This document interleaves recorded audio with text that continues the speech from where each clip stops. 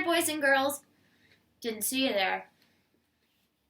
Welcome to the first edition of At Home with Miss Berke.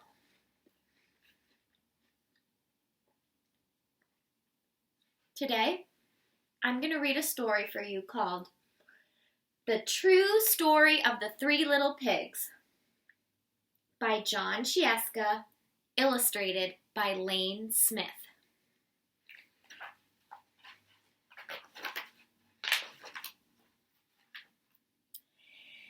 Everybody knows the story of the three little pigs, or at least they think they do. But I'll let you in on a little secret.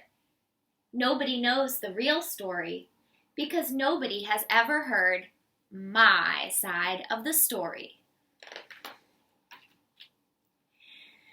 I'm the wolf, Alexander T. Wolf.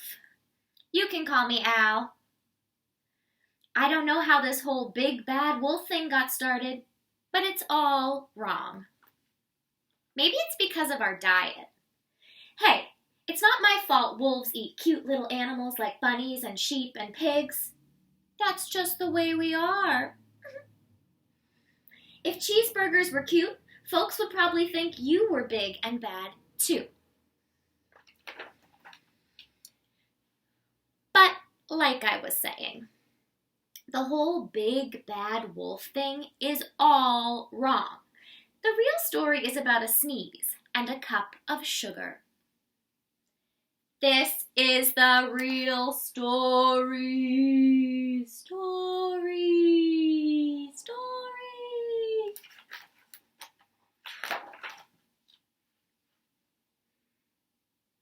Way back in Once Upon a Time, I was making a birthday cake for my dear old granny. I had a terrible sneezing cold. I ran out of sugar. So I walked down the street to ask my neighbor for a cup of sugar. Now, this neighbor was a pig, and he wasn't too bright either. He had built his whole house out of straw.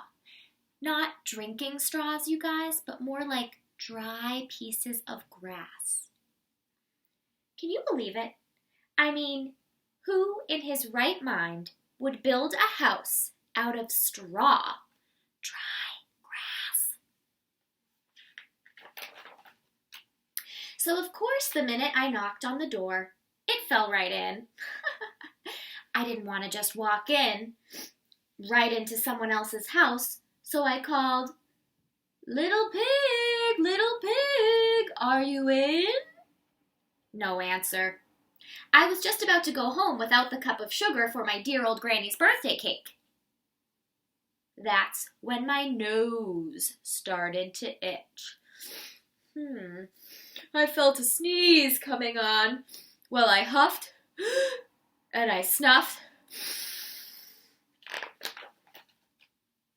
Achoo! I sneezed, a great sneeze. And you know what? The whole darn straw house fell down, and right in the middle of the pile of straw was the first little pig, dead as a doornail. That means really dead. He had been home the whole time. It seemed like a shame to leave a perfectly good ham dinner lying there, so I ate it up.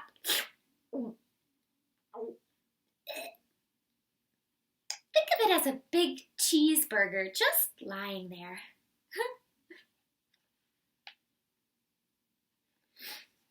I was feeling a little better, but I still didn't have my cup of sugar, so I went to the next neighbor's house. This neighbor was the first little pig's brother. He was a little bit smarter, but not much smarter. He had built his house of sticks. I rang the bell on the stick house. Nobody answered. I called, Mr. Pig, are you in? He yelled back, Go away, Wolf. You can't come in. I'm shaving the hairs on my chinny chin chin.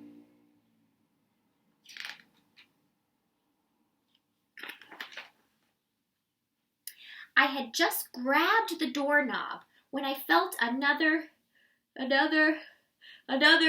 sneeze coming on. I huffed and I snuffed and I tried to cover my mouth, but I sneezed a great sneeze. Achoo! But remember, sneeze into your elbow. Achoo! And you're not going to believe it, but this guy's house fell down, just like his brother's. When the dust cleared, there was the second little pig, also dead as a doornail. Wolf's honor. That means I promise. Wolf's honor. I promise. Now, you know food will spoil, go rotten, if you just leave it out in the open. So I did the only thing there was to do. I had dinner again. Think of it as a second helping. I was getting awfully full, but my cold was feeling a little better, and I still didn't have that cup of sugar for my dear old granny's, her birthday cake. So I went to the next house. This guy was the first and second little pig's brother. He must have been the brains of the family, the smart one, because he had built his house out of bricks. I knocked on the brick house. No answer. I called, Mr. Pig, Mr. Pig, are you in? And do you know what that rude little porker answered? Get out of here, Wolf. Don't bother me again. Talk about impolite. He probably had a whole sack full of sugar, and he wouldn't give me even one little cup for my dear sweet old granny's birthday cake. What a pig. I was just about to go home and maybe make a nice birthday card instead of a cake when I felt my cold coming on. I huffed and I snuffed and I sneezed once again into my elbow. Then the third little pig yelled, and your old granny can sit on a pin. That's mean. Pins are sharp. Ouch! Now, I'm usually a pretty calm fellow, but when somebody talks about my granny like that, I go a little crazy. When the cops drove up, of course, I was trying to break down this pig's door, and the whole time I was huffing and puffing and sneezing into my elbow and making a real scene.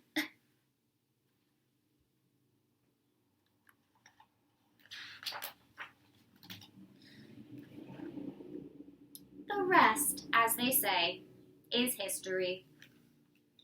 The news reporters found out about the 2 pigs I had for dinner. They figured a sick guy going to borrow a cup of sugar didn't sound very exciting. So they jazzed up the story with all of that huff and puff and blow your house down. And they made me the big, bad wolf. That's it. The real story. I was framed. I was tricked. I didn't really do it.